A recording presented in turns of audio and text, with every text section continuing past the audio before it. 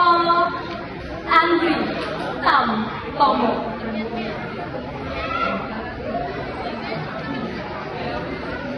Wingi nalika bubaran sekolah, Pak Guru ngendhek laku. Ngendikane aku kudu kedep sinau.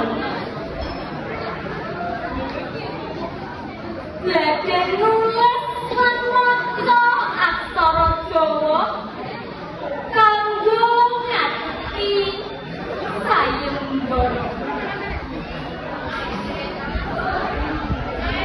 Waduh, mimpi apa aku nungguin? Didhawuhi nyinaoni materi sing angel diapalke lan ora gak seneng. Saka 20 aksara legena mung aksara H sing gak apal. Iku wae kadang ana wale karo aksara H. Banjur sing 19 aksara kepriye nggonku kudu ngapalke? Kabeh mesti ana carane.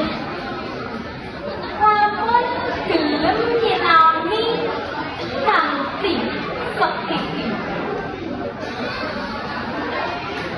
Aksara H sing kaya huruf N lan M wujude nangkep aksara K, K lan L.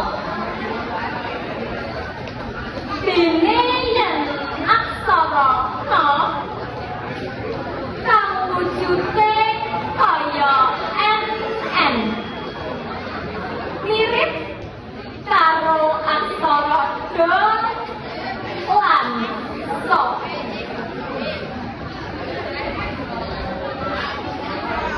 Aksara K iku beda titik karo W lan D. Wujud kakelune kaya huruf NN susun. Banjur yen aksara R kaya huruf M, lamun diodakake nempel aksara G, K lan Y.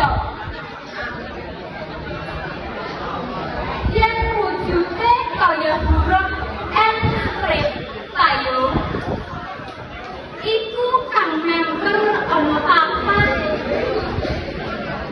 yaiku aksara K, Ng, B lan Y. Dene aksara sing pancen beda uga ora ana sing padha, iku ya mung loro. Ora liya aksara K lan J. Mangkono nggonku ngapalke aksara Jawa. Mangkono nggonku sinau aksarane tinggalane leluhur.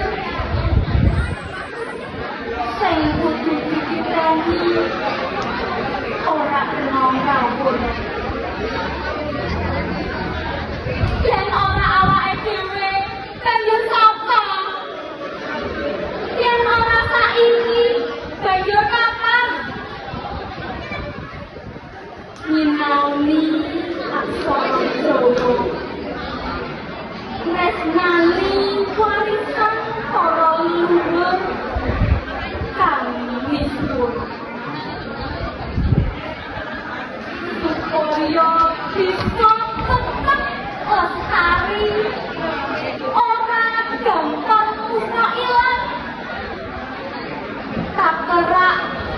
ning lagune jaman.